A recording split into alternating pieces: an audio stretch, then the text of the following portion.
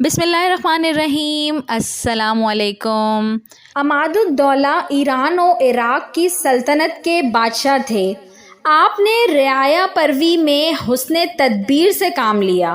ایک مرتبہ عماد الدولہ کو ایک عجیب اتفاق پیش آیا کہ جب شیراز ایرانی شہر ان کے قبضے میں آیا تو ان کے رفقا ان کے پاس آ کر جمع ہوئے اور ان سے مال کے طلبگار ہوئے۔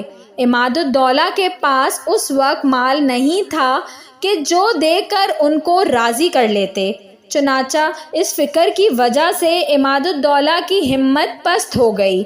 چنانچہ وہ اس فکر میں مبتلا اٹھ کر ایک دوسرے کمرے میں جو کہ خالی تھا چلے گئے اور کوئی تدبیر سوچنے لگے، لیکن جب کوئی تدبیر ذہن میں نہ آئی تو پھر واپس مصاحبوں میں آ گئے۔ اس طرح کئی دن گزر گئے اور رفقا مال کے لیے تقاضا کرنے لگے تو عماد الدولہ پھر اسی کمرے میں آ کر لیٹ گئے اور کوئی تدبیر سوچنے لگے۔ ابھی کچھ ہی دیر گزری تھی کہ اچانک ان کی نگاہ ایک سانپ پر پڑی جو کمرے کی چھت کے ایک شگاف سے نکلا اور دوسرے شگاف میں داخل ہو گیا۔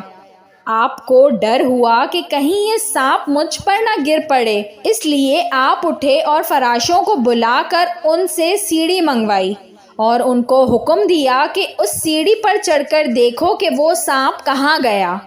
فراشوں نے سیڑھی پر چڑھ کر دیکھا، اس سمت میں اور دوسری سمت جو اس سے ملی ہوئی ہے اس کے درمیان ایک کھڑکی لگی ہوئی ہے۔ فراشوں نے عماد الدولہ کو اس کی خبر دی۔ انہوں نے اس کو کھولنے کا حکم دیا۔ چنانچہ جب اس کھڑکی کو کھولا گیا تو اس کے اندر صندوق رکھے ہوئے نظر آئے۔ عماد الدولہ نے صندوقوں کو کھولنے کا حکم دیا۔ جب ان کو کھولا گیا تو ان کے اندر سے 5 لاکھ دینار کی رقم برآمد ہوئی جو عماد الدولہ کے سامنے رکھ دی گئی۔ یہ دیکھ کر عماد الدولہ بہت خوش ہوئے اور اپنے رفقا کو بلا کر ان کے مطالبات پورے کر دیے۔ اس طرح اللہ تعالیٰ نے ان کے بگڑے کام کو پھر بنا دیا۔ ان صندوقوں میں ان دیناروں کے علاوہ عمدہ قسم کے کافی تعداد میں کپڑوں کے تھان بھی بھرے ہوئے تھے۔ پھر عماد الدولہ نے ان تھانوں کو جو صندوقوں سے برآمد ہوئے تھے کپڑے سلوانے کے لیے ایک تجربے کار درزی کی تلاش شروع کی تو لوگوں نے کہا کہ جو درزی سابق بادشاہ کے کپڑے سیتا تھا اس سے اچھا اور کوئی درزی یہاں نہیں ہے۔ چنانچہ عماد الدولہ نے اس درزی کو بلانے کا حکم دیا جو کہ شہر میں کہیں رہتا تھا۔ اتفاق سے سابق بادشاہ کی کچھ امانت رکھی ہوئی تھی۔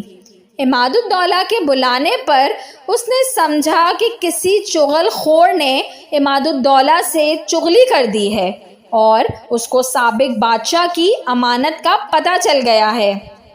چنانچہ جب اسے عماد الدولہ کے سامنے حاضر کیا گیا اور عماد الدولہ نے اس سے کپڑے کو ناپنے کے لیے کہا تو وہ بہرا ہونے کی وجہ سے سمجھ نہ سکا اور جلدی سے بولا کہ خدا کی قسم میرے پاس تو صرف 12 صندوق ہیں اور مجھے یہ معلوم نہیں کہ ان کے اندر کیا ہے۔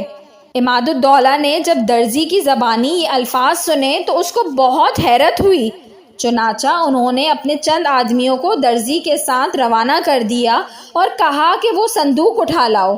چنانچہ درزی نے گھر جا کر ان صندوقوں کو ان آدمیوں کے حوالے کر دیا اور ان آدمیوں نے عماد الدولہ کے سامنے لا کر جب ان کے حکم سے ان صندوقوں کو کھولا تو معلوم ہوا کہ یہ صندوق قسم قسم کے قیمتی کپڑوں سے بھرے ہوئے ہیں۔ اس طرح عماد الدولہ پر اللہ تعالیٰ نے یہ مزید احسان فرمایا۔ ویڈیو پسند آئی ہو تو اس کو ضرور لائک کریے گا اور ایسی مزید اچھی ویڈیوز دیکھنے کے لیے میرے چینل اردو کہانی گھر کو سبسکرائب کر لیجئے۔ Thanks for watching. اللہ حافظ۔